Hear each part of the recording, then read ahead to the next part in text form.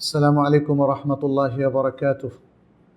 الحمد لله رب العالمين والعاقبة للمتقين والصلاة والسلام على نبينا محمد وعلى آله وأصحابه أجمعين. أما بعد، রাসূলুল্লাহ সাল্লাল্লাহু আলাইহি ওয়াসাল্লামের হজ শীর্ষক আমাদের আজকে আলোচনার দ্বিতীয় পর্ব। এ পর্বে আপনাদের সবাইকে স্বাগত জানাচ্ছি। অনেকেই আপনারা দেশে এবং দেশের বাইরে থেকে আমাদের সাথে সম্পৃক্ত হয়েছেন। ফাআহলান ওয়া সাহলান বিকুম। প্রথম পর্বে আমরা যেই জায়গাটায় এসে আলোচনা শেষ করেছিলাম সেখান থেকে আজকে শুরু করব ইনশাআল্লাহ। আমাদের আলোচনার পরে আপনাদের কিছু প্রশ্নোত্তর থাকবে। আমাদের তৃতীয় ও শেষ পর্বে আমরা রাসূলুল্লাহ সাল্লাল্লাহু আলাইহি ওয়াসাল্লামের হজ সেটি উপস্থাপন করব হাদিসে জাবির ইবনে আব্দুল্লাহ রাদিয়াল্লাহু তাআলা আনহুর আলোকে, যেটি সহিহ মুসলিমের মধ্যে বর্ণিত হয়েছে। সুতরাং আমরা আপনাদেরকে আমাদের সেই তৃতীয় পর্বে উপস্থিত থাকার আহ্বান জানিয়ে আজকের মতো আমাদের পর্ব শুরু করতে যাচ্ছি। এ পর্বে আমরা আলোচনা করব সাফা থেকে মারওয়ায় আমরা সাই কিভাবে করব। এখানে সাইর পাশাপাশি আমাদের কিছু আযকার এবং দোয়া রয়েছে। আমরা সেটা নিয়ে আপনাদের সামনে আমাদের বক্তব্য উপস্থাপন করব। এখানে যখন আমরা তাওয়াফ শেষ করে তাওয়াফের 2 রাকাত পড়ে আমরা সাইয়ের দিকে আগাবো, আমরা প্রথমত সাফা পাহাড়েই আরোহণ করব, যেহেতু নবী সাল্লাল্লাহু আলাইহি ওয়াসাল্লাম তিনি যখন সাফার উদ্দেশ্যে আগমন করলেন, সাফা পাহাড়ের উপরে ওঠার আগেই তিনি আল কোরআনের সে আয়াতটি পাঠ করতে শুরু করলেন, ইন্না সাফা ওয়াল মারওয়াতা মিন শাআইরিল্লাহ। এতটুকু তিনি তেলাওয়াত করলেন। তার অর্থ হলো নিশ্চয়ই আস-সাফা এবং আল মারওয়া আল্লাহর নিদর্শনগুলোর অন্তর্ভুক্ত।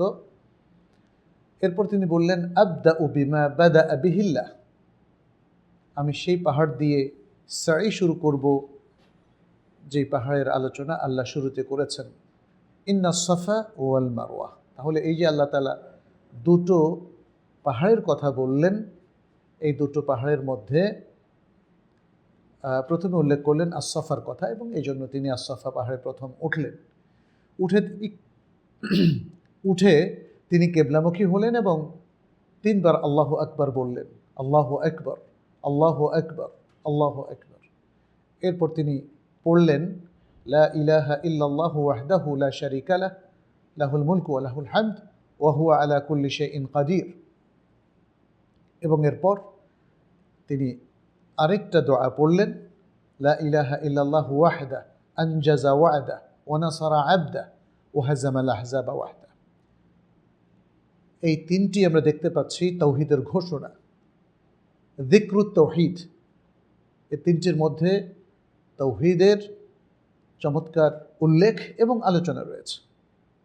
এরপর তিনি কেবলামুখী হয়ে একটু লম্বা টাইম দোয়া করলেন, দুনিয়া আখেরাতের কল্যাণ তিনি আল্লাহর কাছে কামনা করলেন। তারপর তিনি সাফা থেকে নিচে নেমে মারওয়া পাহাড়ের দিকে চলতে শুরু করলেন। কিছুক্ষণ পর উপত্যকায় এসে, যে জায়গাটাকে এখন আল মিলাইন আল আখদারাইন বলা হয়, সবুজ দুটো এরিয়া, সে জায়গায় তিনি দৌড়তে শুরু করলেন এবং তার সাথে সাহাবায়ে কেরামও দৌড়লেন। এটাকে সাই বলা হয়, সাইয়ান শাদীদান, খুব দ্রুত বেগে সেখানে তারা পার হলেন, এটাকে সাই বলা হয়। এক্ষেত্রে মহিলারা দ্রুত বেগে দৌড়াবেন না, তারা স্বাভাবিকভাবে হাঁটবেন। এবং এই সময়ে রাসূলুল্লাহ সাল্লাল্লাহু আলাইহি সাল্লাম কোনো যিকির পড়েছিলেন কিনা এটা নিয়ে আমরা কিছু রেওয়ায়েত পাই, বাট এই রেওয়ায়েতগুলোকে কেউ কেউ দুর্বল বলায় আমরা সেগুলো উল্লেখ করছি না। তাহলে সাফা থেকে নেমে মারোয়া পর্যন্ত আমরা বিভিন্ন দোয়া, কোরআনের তেলাওয়াত এগুলো পড়তে কোনো অসুবিধা নেই, বাট সুনির্দিষ্ট কোনো দোয়া এখানে নেই। এই জন্য আমরা যে সকল বইতে লেখা আছে প্রথম সাইর দোয়া, সেগুলো আমরা ওইভাবে ফলো করব না, কারণ সাইর প্রথম কোনো দোয়া নেই। মারোয়া পাহাড়ে উঠে নবী সাল্লাল্লাহু আলাইহি ওয়াসাল্লাম আবারও কেবলামুখী হলেন। তিনি 3 বার পড়লেন আল্লাহু আকবার, আল্লাহু আকবার, আল্লাহু আকবার। তারপরে পড়লেন লা ইলাহা ইল্লাল্লাহু ওয়াহদাহু লা শারীকা লাহু লাহুল মুলকু ওয়া লাহুল হামদ ওয়া হুয়া আলা কুল্লি শাইইন কাদির, লা ইলাহা ইল্লাল্লাহু ওয়াহদাহু আনজাযা ওয়া'দাহু ওয়া নাসারা 'আবদাহু ওয়া হাযামাল আহজাবা ওয়াহদাহু। ঠিক সাফাতে যা পড়েছিলেন মারওয়াতেও তা পড়েছিলেন, এবং 3 বার করে। এরপর তিনি দোয়া করলেন। দোয়ার শেষে তিনি এবার মারওয়ার উদ্দেশ্যে, সাফার উদ্দেশ্যে তিনি আবার চলতে শুরু করলেন। মাঝখানে মিলাইন আল আখতারাইনে সাই করলেন। মহিলাদের জন্য এভাবে দ্রুত হাঁটার বিষয়টা নেই, আমরা আগেও বলেছি। এরপরে তিনি সাফা পাহাড়ে আরোহণ করলেন। ইতিমধ্যে তার সাই 2টো হয়ে গেল। এখন তৃতীয় সাইর প্রস্তুতি নিচ্ছেন। আবারও কেবলামুখী হয়ে 3 বার একই আদকারগুলো পড়লেন, তারপর দোয়া করলেন। তারপরে মারওয়ায় আসলেন, মারওয়ায় এসে একই কাজ করলেন। এরপরে সাফায় আসলেন, 4টা সাই হয়ে গেল। তারপর মারওয়া আসলেন, মারওয়া থেকে সাইতে গেলেন, 6টা সাই হলো। সর্বশেষ সাফা থেকে আবার মারওয়ায় আসলেন, 7টা সাই শেষ হয়ে গেল। তাহলে এভাবে নবী সাল্লাল্লাহু আলাইহি সাল্লাম সাইর কাজটা সম্পাদন করলেন।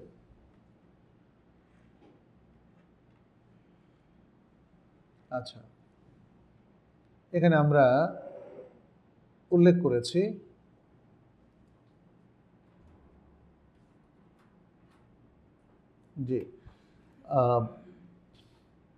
যে কথাগুলো আমরা উল্লেখ করেছি সেটা এখানে আছে, আপনারা দেখতে পাচ্ছেন।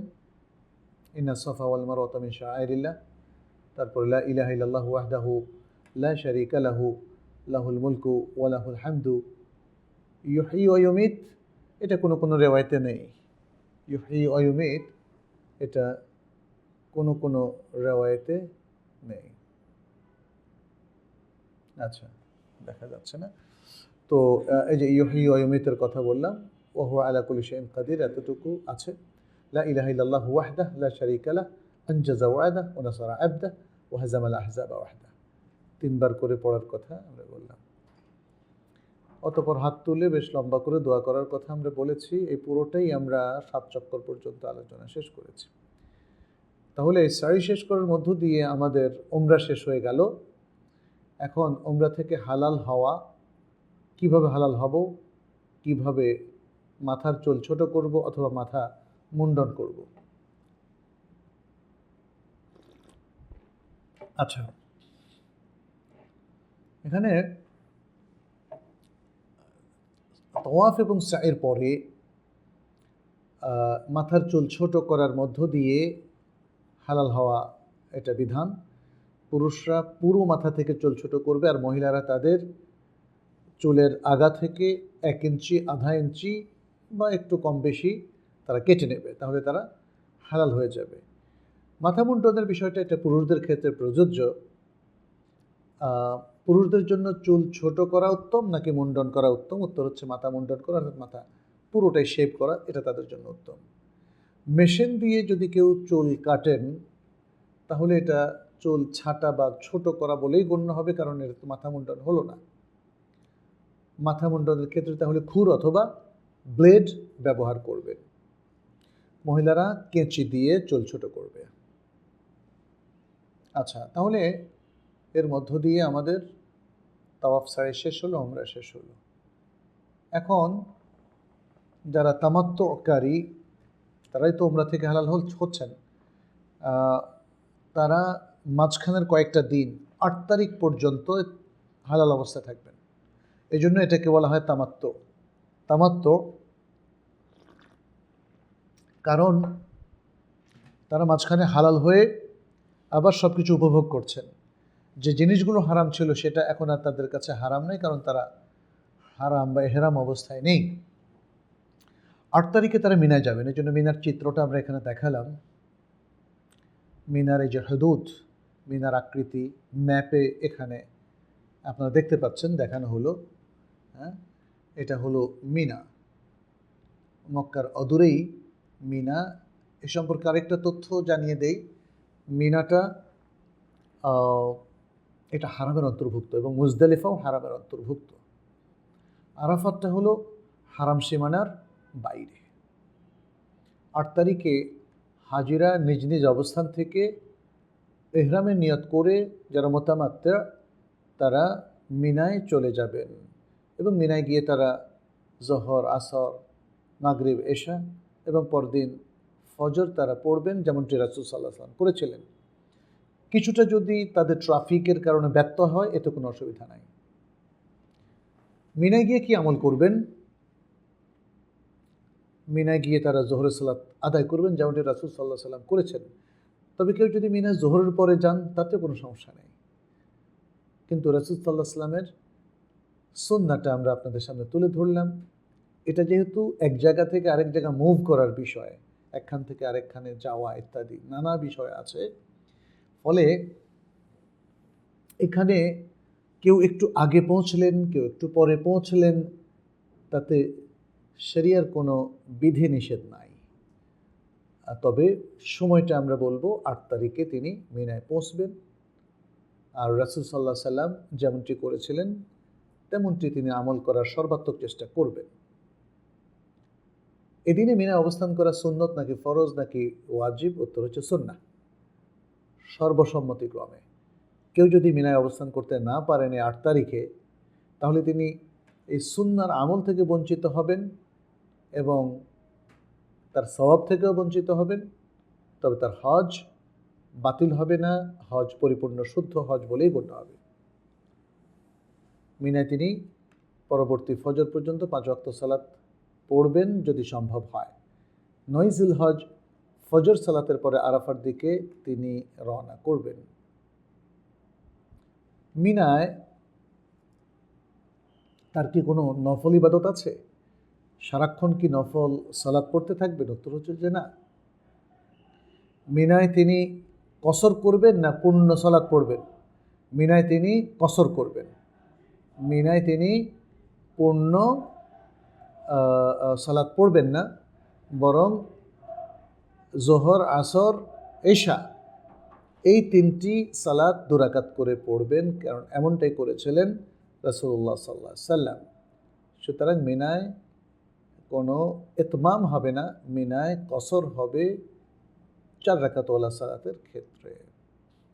আর মিনায় আরও যে কাজগুলো করা যেতে পারে, আপনার মিনায় আল্লাহর যিকির অর্থাৎ কোরআন তেলাওয়াত কিংবা আযকারুস সাবা ওয়াল মাসা কিংবা আল্লাহর কাছে দোয়া করা, এগুলো সবই যিকিরের মধ্যে গণ্য, সেই আমলটা করা যেতে পারে। তারপর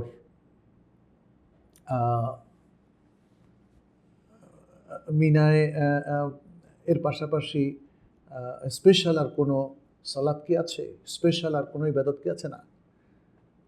যেটা হুজ্জাজরা মিনায় করতে পারে সেটা হচ্ছে হয়তো কোনো একজন স্কলারের আন্ডারে যদি তারা থাকেন, তার কাছ থেকে তারা কিছু নাসিহা শুনতে পারেন, তার কাছ থেকে তারা হজের আলোচনা শুনতে পারেন এবং পরবর্তী দিনগুলোর করণীয়টা কী এবং কোরআন সুন্নাহ ভিত্তিক বাকি দিনগুলো কিভাবে কাটাবেন সে সম্পর্কিত তারা ইনস্ট্রাকশন বা নির্দেশিকা তারা তার কাছ থেকে পেতে পারেন।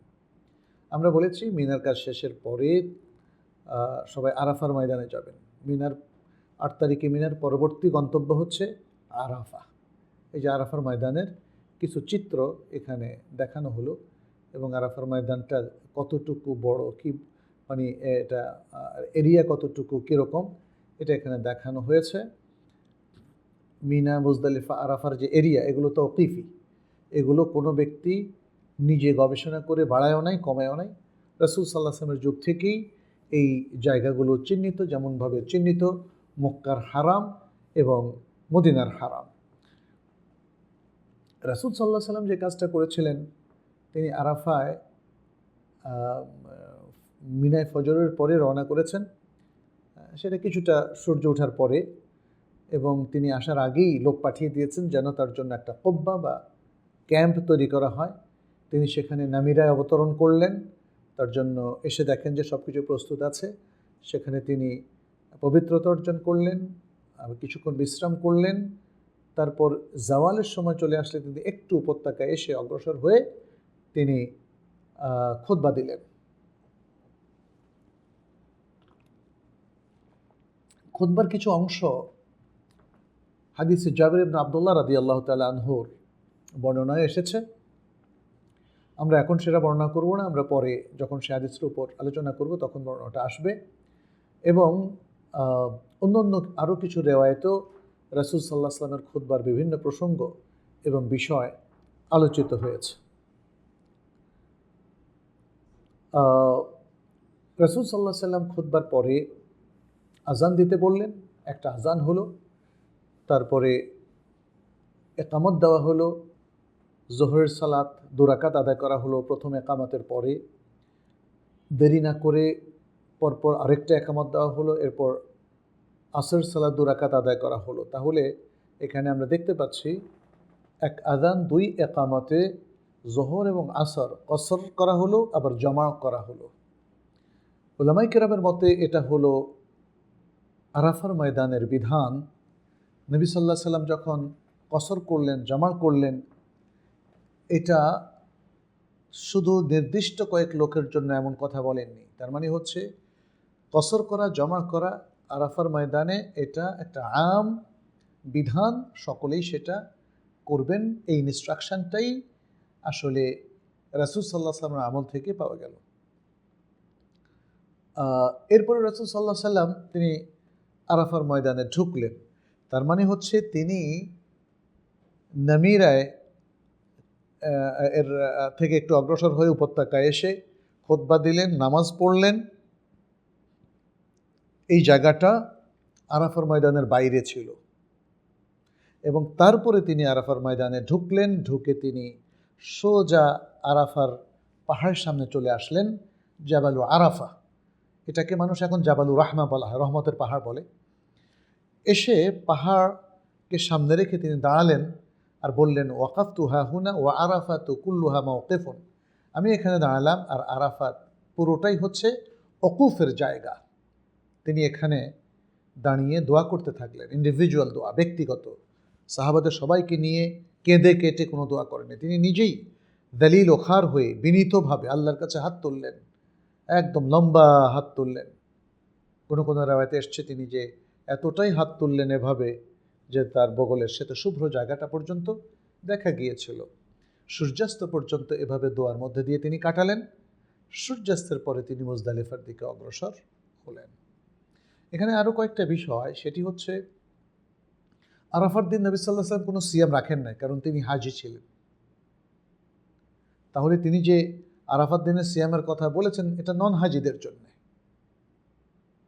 তিনি সবার সামনে আরাফাত দিনের সিয়াম ভাঙলেন, এটা বুঝালেন যে এই দিনের সিয়াম হাজিদের জন্য নয়। আরাফার দিন তিনি আরাফায় বসে টেন্টে অথবা জাবালের সামনে এসে আর কোনো নফল সালাত পড়েন নাই। অতএব এই দিনের আমলটা নবী সাল্লাল্লাহু আলাইহি সাল্লামের আমল থেকেই নিতে হবে, মন গড়া অন্য কাজ করা যাবে না। তিনি পাহাড়ে ওঠেন নাই। আজকাল মানুষ পাহাড়ে উঠছে, তারা বলছে রহমতের পাহাড়ে উঠছে। সবচেয়ে বিস্ময়কর হচ্ছে কিছু কিছু মানুষকে বলতে শোনা যায় এই সেই পাহাড় যেখানে নবী সাল্লাল্লাহু আলাইহি সাল্লাম বিদায় হজের ভাষণ দিয়েছিলেন। তিনি নাকি জাবালে আরাফা ওরফে জাবালে রাহমাতে উঠে আরাফার ভাষণ দিয়েছিলেন। অথচ সকল রেওয়ায়েত বলছে নবী সাল্লাল্লাহু আলাইহি সাল্লাম আরাফার ভেতরে নয়, আরাফার বাইরে নামিরা এরিয়ার মধ্যে, এলাকার মধ্যে তিনি আরাফার ভাষণটা বা খুতবাটা দিয়েছিলেন। এবং সেই জন্যই আজকে আপনারা দেখবেন এখন মসজিদে নামিরা, বিশাল বড় একটা মসজিদ আরাফার মধ্যে, এই মসজিদের সামনের অর্ধেক আরাফার বাইরে। এবং খতিব সাহেব, আরাফার যিনি খতিব, তিনি আরাফার ওই সামনের জায়গা থেকে খুতবা, মসজিদে নামিরার সামনের জায়গা থেকে খুতবা দেন, যেটা আরাফার বাইরে। এবং সেখানে লেখা আছে যে এই যে খুতবা দেওয়া হচ্ছে এবং মসজিদের এই এরিয়াটা আরাফার বাইরে, অতএব আপনারা যারা হাজি হয়ে এসেছেন তারা সাবধান, যেন এই খুতবার পরে বা সালাতের পরে আপনারা যেন আরাফার ভেতরে ঢুকে যান। যদি আরাফার ভেতরে না ঢোকেন, অবস্থান না করেন, তাহলে আপনাদের হজ হবে না। কারণ রাসূল সাল্লাল্লাহু আলাইহি ওয়াসাল্লাম বলেছেন, আল হাজ্জু আরাফা, আরাফায় অবস্থান করাটাই হচ্ছে হজ। জি, তো এই হলো আরাফার বিধান। আরাফার ময়দানে সূর্যাস্ত যাওয়া পর্যন্ত অবস্থান করাটা ওয়াজিব। যারা এর আগে আরাফার ময়দান থেকে বের হয়ে যাবেন তাদের উপর দম ওয়াজিব হবে। আর যারা আরাফার ময়দানে অবস্থানই করলেন না, এই নামিরার মধ্যে থেকে বা মসজিদে নামিরার সামনের দিকে থেকে মনে করেছেন যে এটা আরাফা, এবং তারপরে মুজদালিফা চলে আসলেন, পরে জানলেন যে তিনি আরাফার ময়দানে অবস্থান করতে পারেন নাই, যেটাকে আরাফা মনে করেছেন সেটা আরাফা নয়, তাহলে তাদের হজ হবে না। কারণ আল হাজ্জ আরাফা, ওকুফে আরাফাটাই হলো হজ, সেটা তিনি মিস করেছেন, ইচ্ছা করে হোক আর ভুলেই হোক। কোনো ইবাদতের মূল ফরজ কাজটা কেউ যদি মিস করেন তাহলে ওই ইবাদতটা হবে না। ঠিক তেমনি কোনো সালাতের কোনো রোকন, যেমন রুকু যদি কেউ মিস করে, ভুলে করেন আর ইচ্ছায় করেন, তাহলে তার সালাতটা বাতিল বলে গণ্য হবে। কারণ রোকন মিস করা মানেই পুরো আমলটাকে মিস করা। অতএব হজের রোকনকে যিনি মিস করছেন, হজকে মিস করেছেন। সালাতের রোকন যিনি মিস করছেন, সালাতকে মিস করেছেন। অতএব আমি আমার হাজি ভাই বোনদেরকে বলবো, আপনারা বি কেয়ারফুল, সাবধান থাকুন, এবং আপনার হজটা যাতে কোনো মতে বিফল মনোরথে না যায় সেদিকে আপনারা খেয়াল রাখুন। হজটা যেন সার্থক হয়, সুন্দরভাবে প্রত্যেকটা অকুফ আপনারা যেন পরিপালন করতে পারেন, সেই জন্যে চেষ্টা তদবির করবেন। নবী সাল্লাল্লাহু আলাইহি সাল্লাম একটা বিশেষ ঘোষণা দিয়েছিলেন, বলেছিলেন, وخير ما أنا قلت والنبيون من قبلي لا إله إلا الله وحده لا شريك له له الملك وله الحمد وهو على كل شيء قدير। আমি এবং আমার পূর্ববর্তী নবীগণ এই আরাফার ময়দানের সবচেয়ে উত্তম যে দোয়াটি পড়েছিলেন সেটি হলো লা ইলাহা ইল্লাল্লাহু ওয়াহদাহু লা শারীকা লাহু লাহুল মুলকু ওয়া লাহুল হামদ ওয়া হুয়া আলা কুল্লি শাইইন কাদির।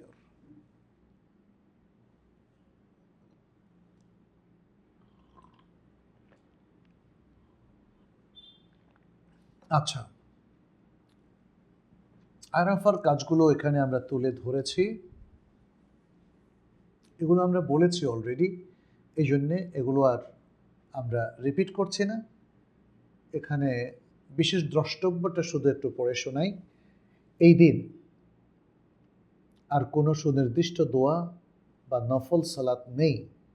এ সময় হাজিগণ আমভাবে যে কোনো বিষয় নিয়ে আল্লাহর কাছে বেশি বেশি দোয়া করবেন, আর সূর্যাস্তের পর মুজদালিফার দিকে তারা রওনা হবেন। এখানে দেখেন মিনা, মুজদালিফা, আরাফা, এই যে মিনা, মিনা, মুজদালিফা, আরাফা, ম্যাপের মধ্যে একটু একটু পরিবর্তন আমরা লক্ষ্য করছি। এই পরিবর্তনটা আসলে টু দ্য পয়েন্ট নেওয়ার কোনো প্রয়োজন নেই। যারা ম্যাপ এঁকেছেন সেই ম্যাপের মধ্যে এটা একদমই নিখুঁত হয়েছে সেটা বলা যাবে না, তবে এখানে অবস্থান বোঝানোর জন্য এই ম্যাপটা ইউজ করা হয়েছে। যেমন মিনা, মিনার পরে কি? মিনার পরে হলো মক্কা। এই যে মিনার পরে এদিকে আপনি বের হয়ে যাবেন, এটা হলো মক্কা। মিনার পরে মানে নিচের দিকে যখন আসবেন, অর্থাৎ দক্ষিণ দিকে, তাহলে এটা হলো মুজদালিফা, এবং তারপরে হলো কিছু এরিয়া আছে, এটা মিনাও নয়, মুজদালিফাও নয়, আরাফা নয়। এই যে এই এরিয়াটা, এটা মুজদালিফাও নয়, আরাফাতও নয়, এই জায়গাটা হলো নামিরা, নামিরা। অতএব এই যে নামিরা জায়গা, এটা মুজদালিফার মধ্যেও পড়েনি, আরাফাতের মধ্যেও পড়েনি। সর্বশেষ হলো আরাফা। এই আরাফাটা হলো মক্কার হারাম সীমানার বাইরে, মুজদালিফা এবং মিনা হারাম সীমানার ভিতরে। তাহলে আরাফাত থেকে হাজিগণ কোথায় আসবেন? মুজদালিফায় আসবেন। মুজদালিফায় এসে তারা মাগরিব এসে একসাথে পড়বেন জমা করে, এবং এশাটাকে কসর করে, এরপরে তিনি ঘুমিয়ে যাবেন। আর তেমন কোনো কাজ নেই, রাত্রি জাগরণ, বসে বসে রাত্রি ইবাদত করা, এর কোনো প্রয়োজন নেই।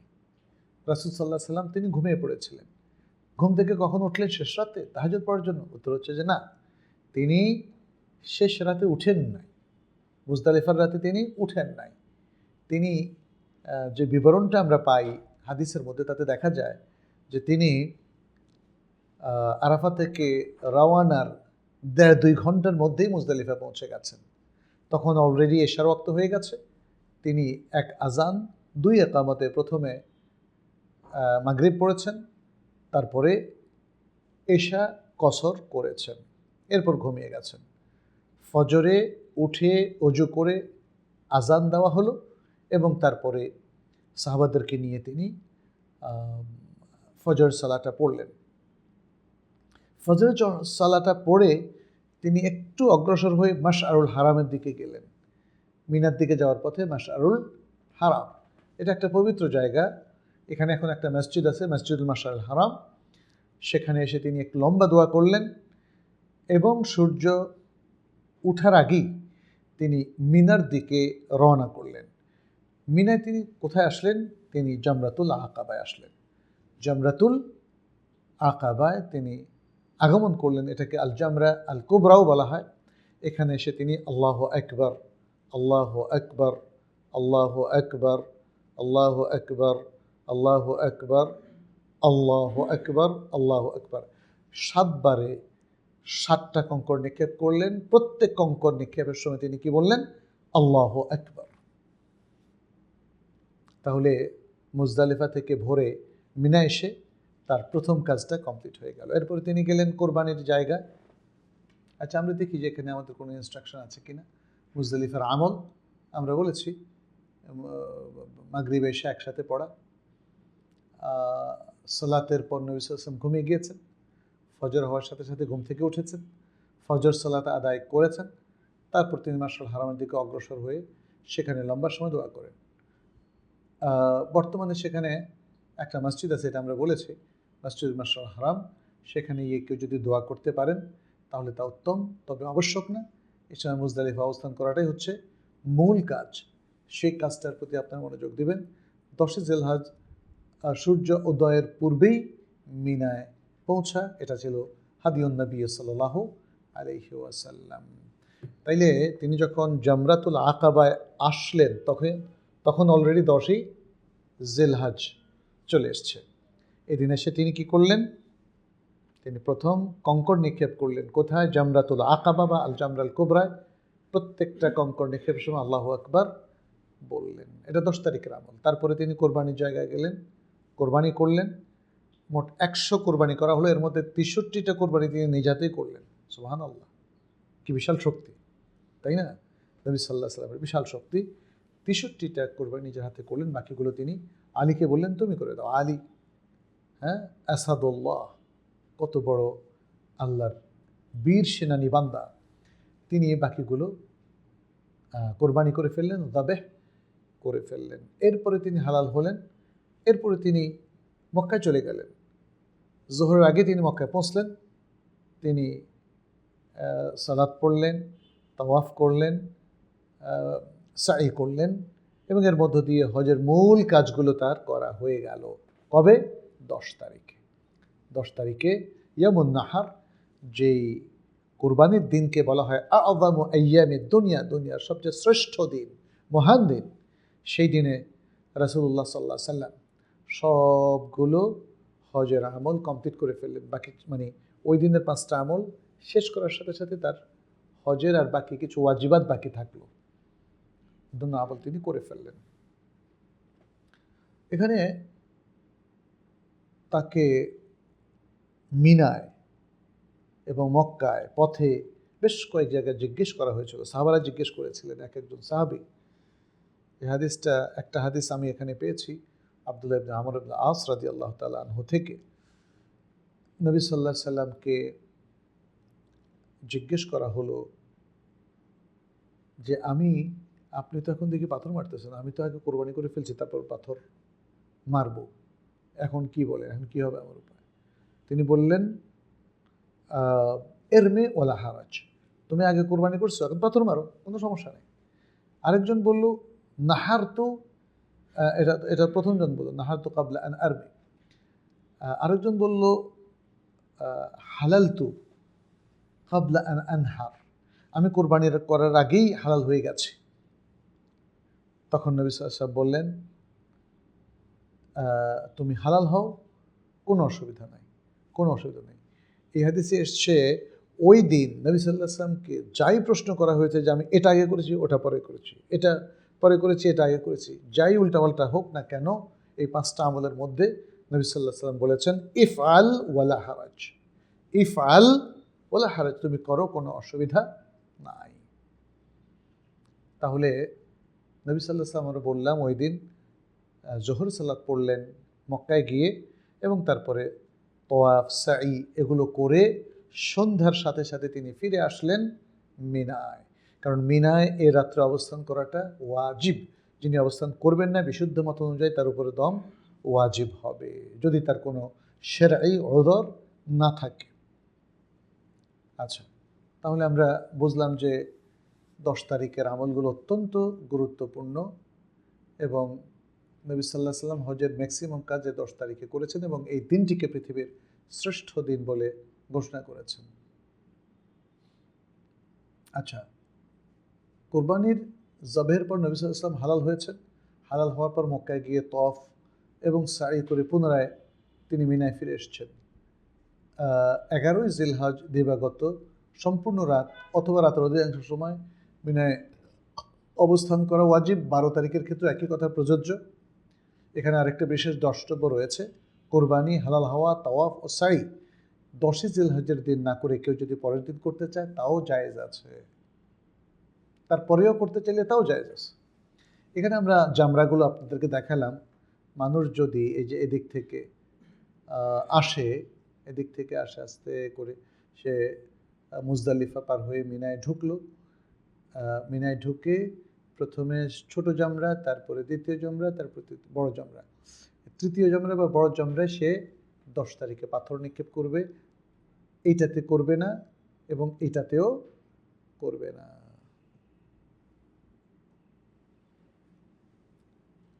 10 তারিখে কয়টা করবে? 7টা, আর কিছু করবে না। 7 বারে 7টা। যারা অন্যের পক্ষ থেকে মারতে চান, এই মারাটা গ্রহণযোগ্য হবে না। তবে যদি যার কাছ থেকে তিনি ওয়াকিল হলেন, তিনি যদি চিরস্থায়ীভাবে রুগ্ন হন, অথবা তার পক্ষে এখানে আসে মারাটা অসম্ভব হয়, অথবা স্ট্রোকের রুগী হয়ে থাকেন, তাহলে এদের পক্ষে মারা সম্ভব নয়। তাদের পক্ষ থেকে অন্য যে কোনো পুরুষ অথবা মহিলা মারবে, সেক্ষেত্রে নিজেরটা আগে মেনে নিতে হবে, এবং তারপর অন্যটা তিনি বা অন্যদেরটা তিনি মারবেন। তবে আমভাবে যে কোনো সুস্থ মানুষের পক্ষ থেকে পাথর মারা যাবে না, মারলে সেটা হবে না। মারলে যার পক্ষ থেকে মারা হয়েছে, যেহেতু তাটা আদায় হয়নি, তাকে দম দিতে হবে। আচ্ছা, এখানে 11 তারিখ 12 তারিখে কয়টা মারবে? 7টা করে তিনি 321টা মারবেন। কিন্তু এখানে এদিন শুরু করবেন ছোট জামরা দিয়ে। এখানে 7টা, 7 বারে আল্লাহু আকবার, আল্লাহু আকবার, আল্লাহু আকবার, আল্লাহু আকবার, এভাবে বলে 7 বারে 7টা।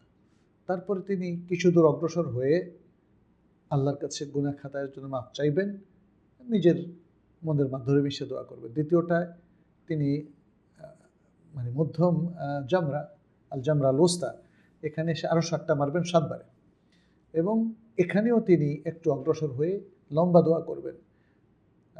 এরপরে তিনি আসবেন জামরাতুল আকাবা অথবা আল জামরাল কুবরা, বড় জামরায়। এখানে তিনি 7টা কঙ্কর 7 বারে নিক্ষেপ করবেন, এবং এখানে আর তিনি কোনো দোয়া করবেন না। দোয়া না করে তিনি চলে যাবেন।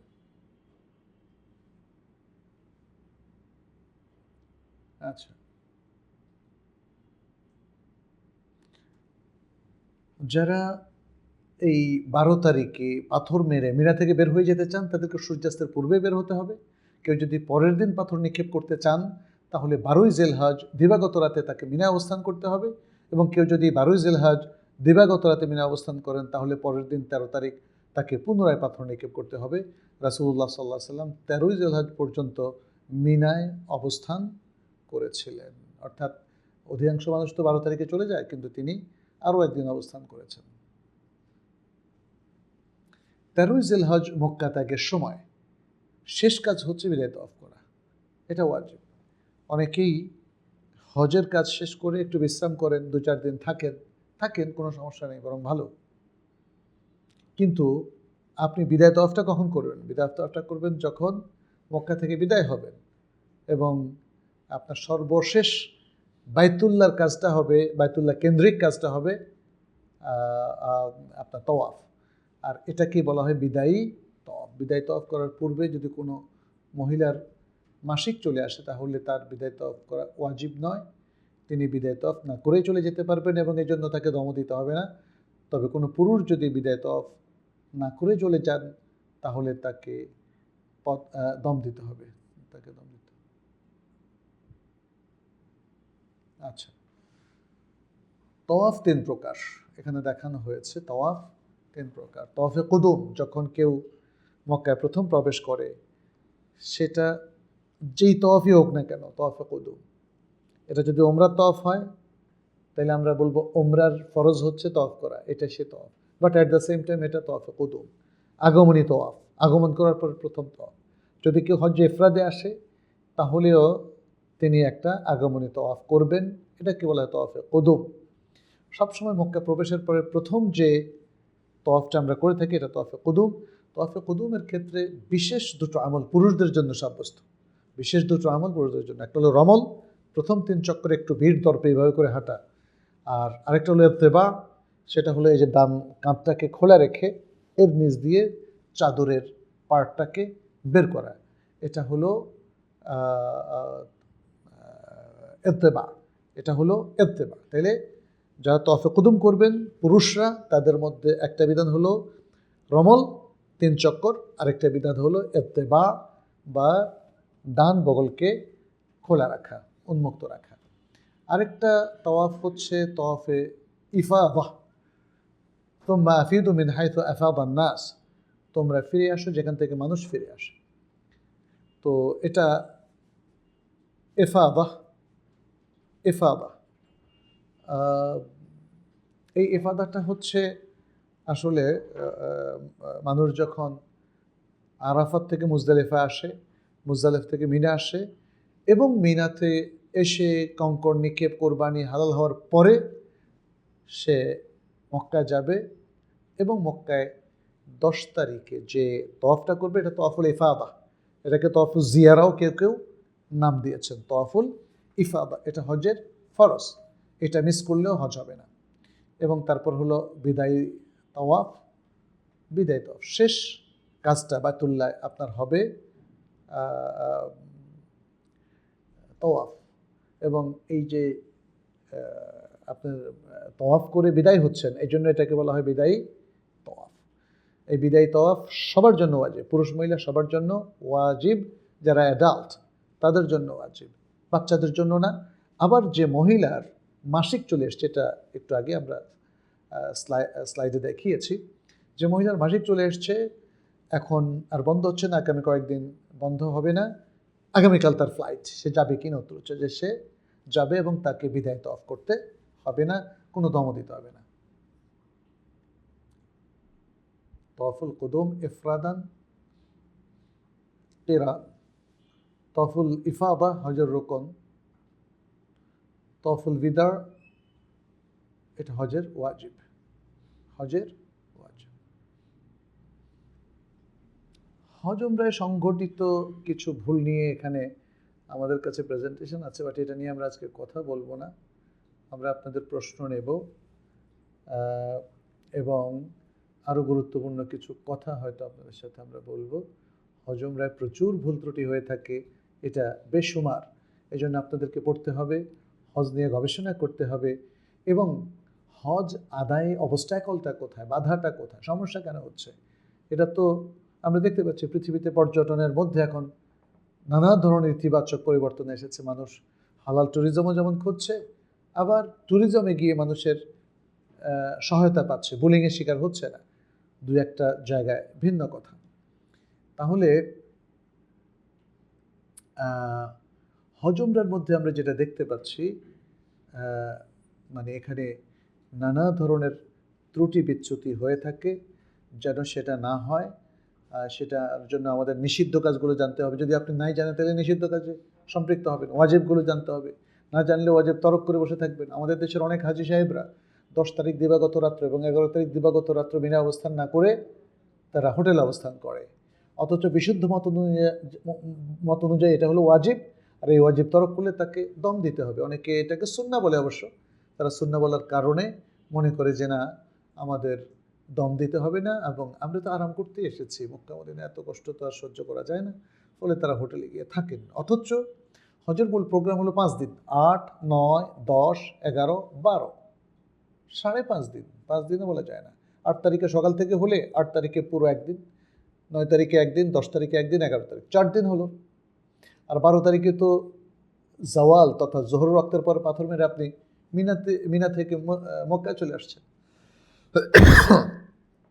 তাহলে 4.5 দিন, পুরো 5 দিনও না। তাহলে এই 5 দিনের মধ্যে আপনি একটু আরাম করা, হোটেলে গিয়ে ঘুমানোর কথা ভাবছেন কেন? হ্যাঁ, বিশ্রাম করতে পারেন।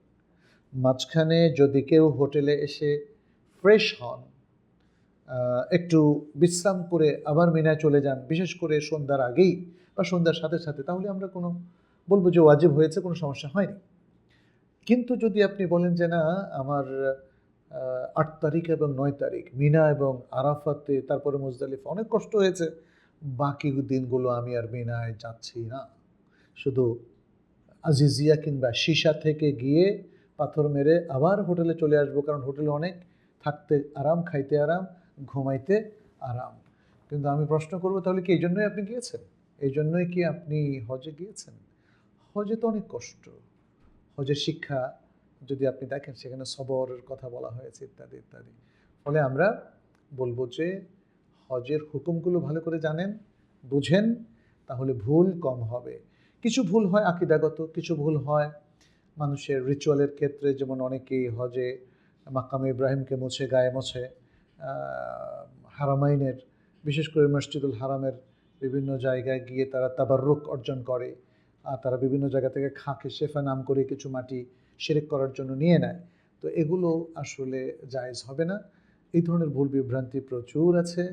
ইহরামের ক্ষেত্রে কিছু ভুল আছে, মেকাতের ক্ষেত্রে কিছু ভুল আছে, আদায়ের ক্ষেত্রে ভুল আছে, কোনো আনঅথরাইজড কাজ করার ক্ষেত্রে ভুল আছে। হ্যাঁ, নানা ধরনের জায়গায় আমাদের ভুল হয়ে যেতে পারে। যেন সেই ভুল থেকে মুক্ত থেকে সুন্দরভাবে আমরা হজ করি, সেজন্য আমাদেরকে প্রস্তুতি নিতে হবে এবং ভুলগুলো আমাদেরকে বর্জন করতে হবে। আমি ভুলগুলো নিয়ে আসলে লম্বা আলোচনা করতে চাচ্ছি না। এখানে দেখেন তাওয়াফের ক্ষেত্রে প্রচলিত ভুল ত্রুটি, তাওয়াফের ক্ষেত্রে প্রচলিত ভুল ত্রুটি, মাকামে ইব্রাহিমের ক্ষেত্রে কিছু সংঘটিত ভুল আছে, সাইর ক্ষেত্রে কিছু ভুল ত্রুটি ও বেদাত আছে। তারপরে সাইর ক্ষেত্রে ভুল ত্রুটি বেদাতের অনেকগুলো প্রকার আছে, সেটা নিয়ে আমরা কথা বলেছি। চুল ছোটো করার ক্ষেত্রে সংঘটিত কিছু ভুল আছে। তারপরে মিনায় প্রচলিত কিছু ভুল ত্রুটি আছে, এগুলো আপনারা পড়ে নেবেন, আমাদের বইতেও আছে। আমাদের একটা, আমি বলে নেই যে আমাদের একটা ওয়েবসাইটও আছে, আমার হজ ওয়েবসাইট।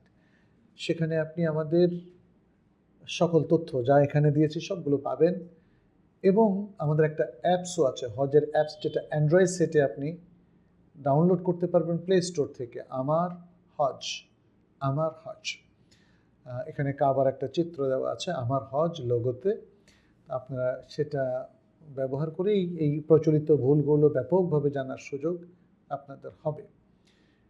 তারপরে জিলহজ বা আরাফার দিন সংঘটিত বেশ কিছু ভুল আছে। জিলহজ বা আরাফার দিন সংঘটিত ভুলগুলো আমরা এখানে বিশদভাবে তুলে ধরেছি, আপনারা পড়ে নেবেন। মুজদালিফায় প্রচলিত ভুল ত্রুটি এবং বেদাত তুলে ধরা হয়েছে, এগুলো আপনারা পড়ে নেবেন।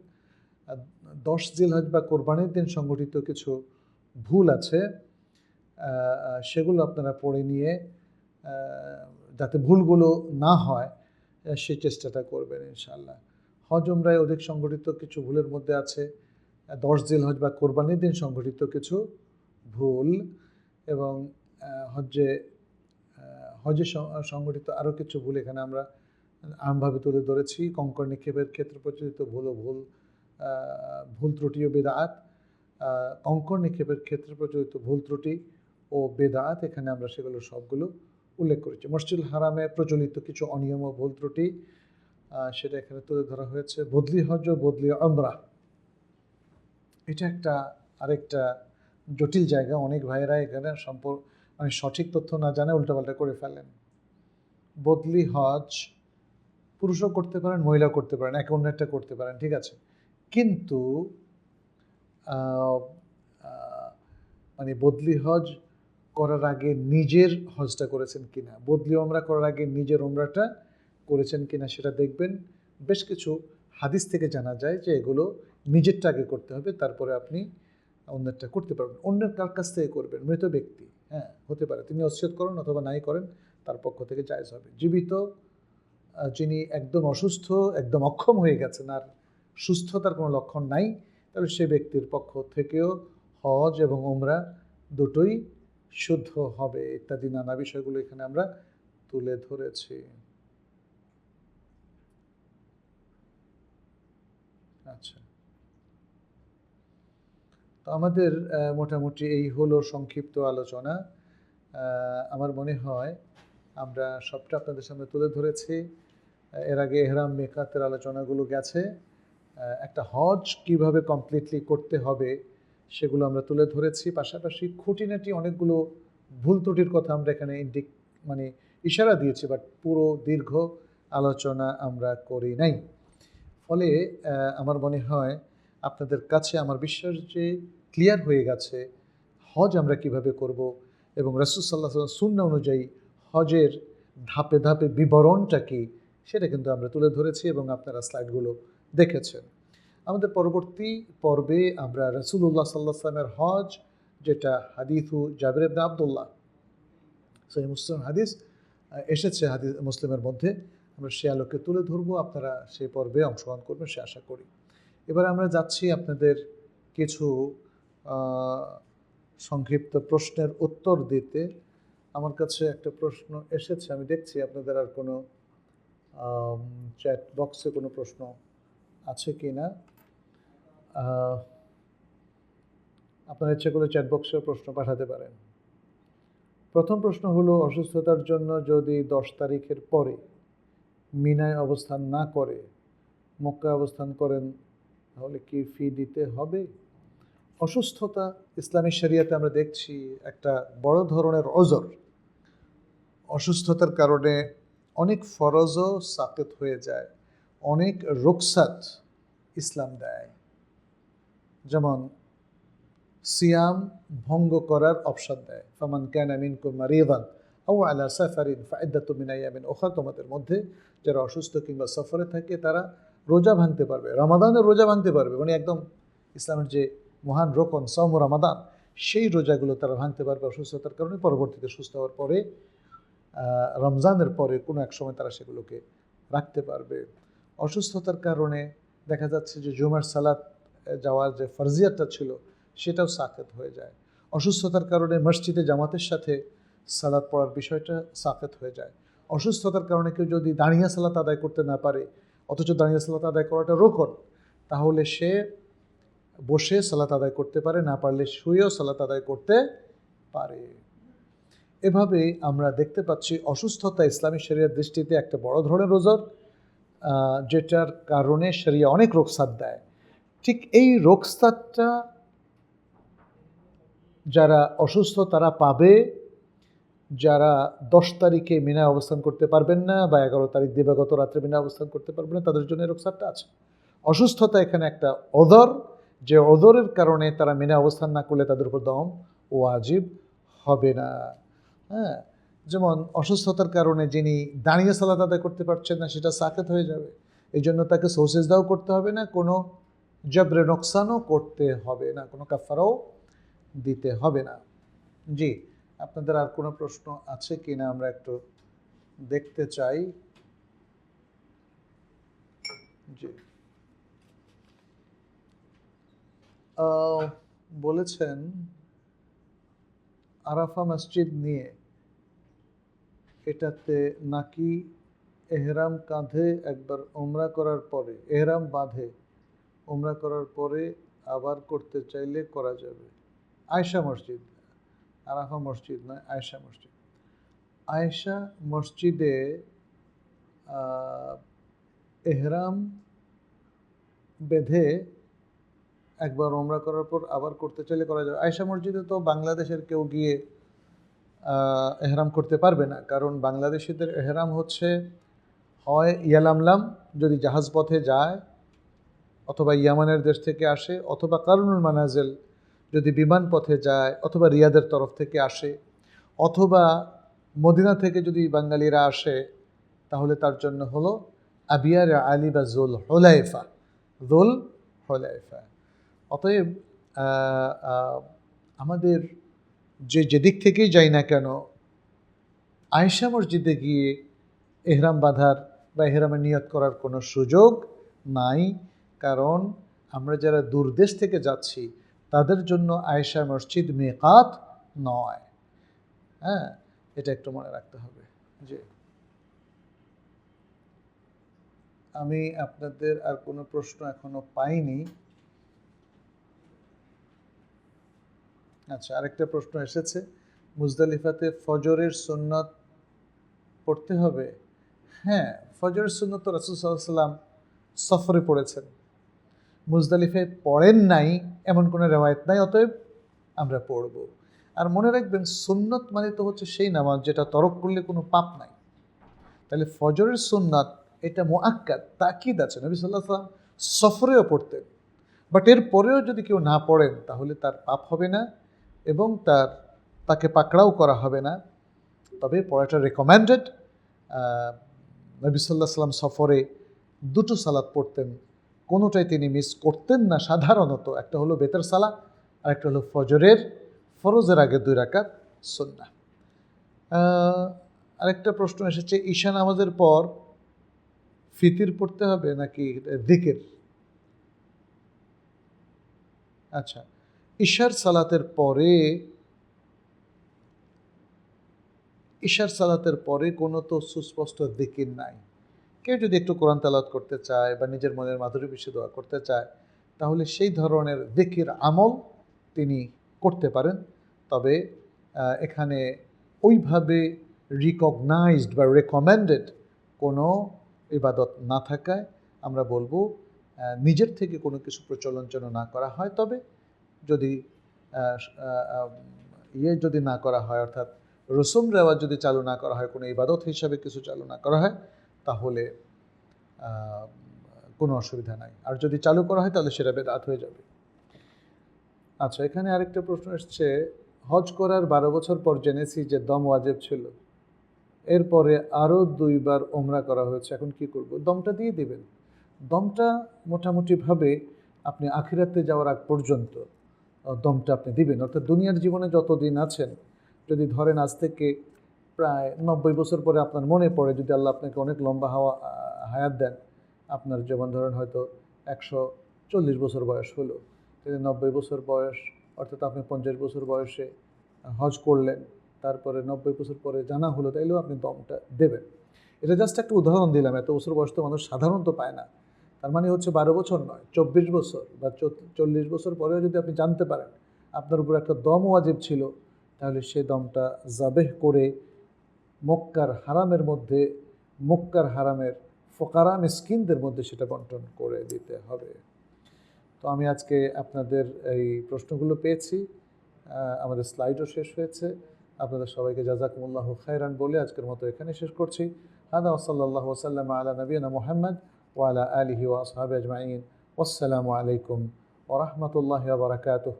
সুবহানাকাল্লাহুম্মা ওয়া বিহামদিক আশহাদু আল লা ইলাহা ইল্লা আনত আস্তাগফিরুকা ওয়া আতুবু ইলাইক। ওয়াসসালামু আলাইকুম ওয়া রাহমাতুল্লাহি ওয়া বারাকাতুহু।